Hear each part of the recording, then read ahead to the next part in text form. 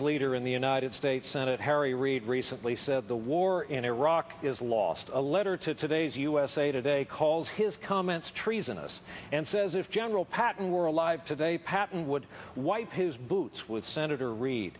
Do you agree with the position of your leader in the Senate? Well, Brian, at the outset, let me say that the American people have spoken.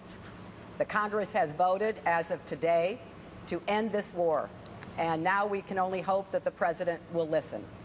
I'm very proud of the Congress, under the leadership of Speaker Pelosi and Leader Reid, for putting together a piece of legislation which says we will fund our troops and protect them, we will limit the number of days that they can be deployed, and we will start to bring them home. And I think that is exactly what the American people want. This is not America's war to win or lose. We have given the Iraqi people the chance to have freedom, to have their own country.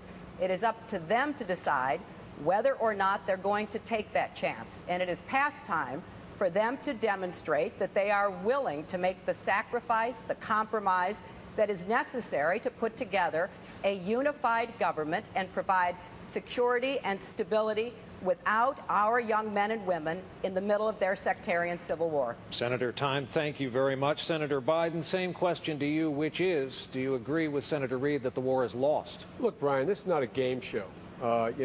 This is not a football game. This is not win or lose. The fact of the matter is that the president has a fundamentally flawed policy. It's based upon the notion of being able to set up a strong central government in Baghdad that will be democratic. And the real question is, are we going to be able to leave Iraq, get our troops out, and leave behind something other than chaos? In order to do that, the president should start off by not vetoing the language he says he's going to veto. We just passed today, saying begin to draw down American troops right now and move toward a political solution. Look, there's only one way. You got to change the fundamental premise of this engagement, and that is you got to decentralize Iraq. You've got to give the regions control over their own destiny. You get them control over their own police forces, their own identity, and have a limited central government and share the oil well. The president better get on the game plan here, or he is just going to drag this out to the point where it's not recognizable.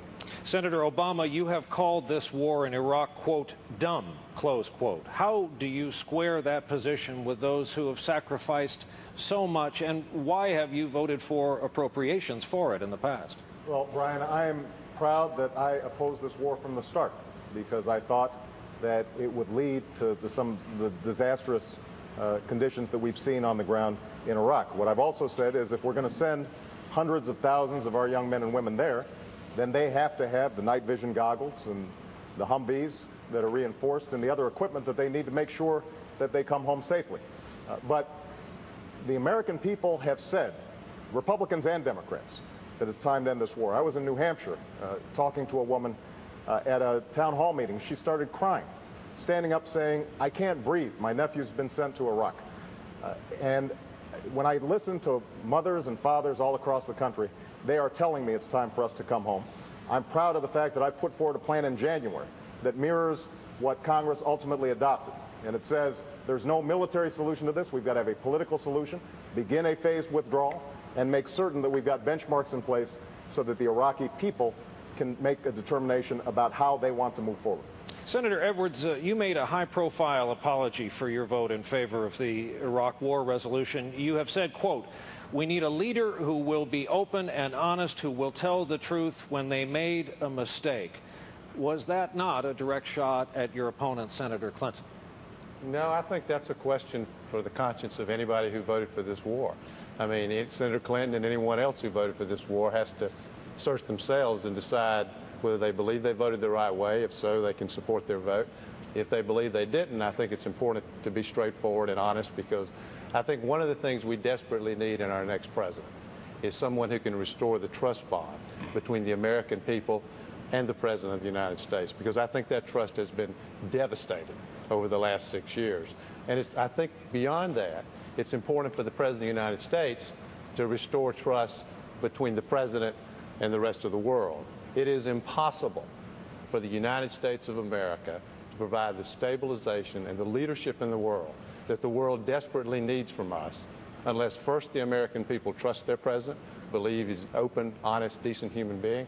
And the rest of the world has faith in the President of the United States. Senator Clinton, I owe you a response probably in terms of your vote. Well, Brian, I take responsibility for my vote. Obviously, I did as good a job I could at the time. It was a sincere vote based on the information available to me. And I've said many times that if I knew then what I now know, I would not have voted that way. But I think the real question before us is, what do we do now? How do we try to persuade or require this president to change course? He is stubbornly refusing to listen to the will of the American people. He threatens to veto the legislation we passed, which has been something that all of us have been advocating for a number of years now. And I can only hope that he will not veto it. And I can only end by saying that, you know, if this president does not get us out of Iraq, when I'm president, I will. Senator, thank you. Congressman.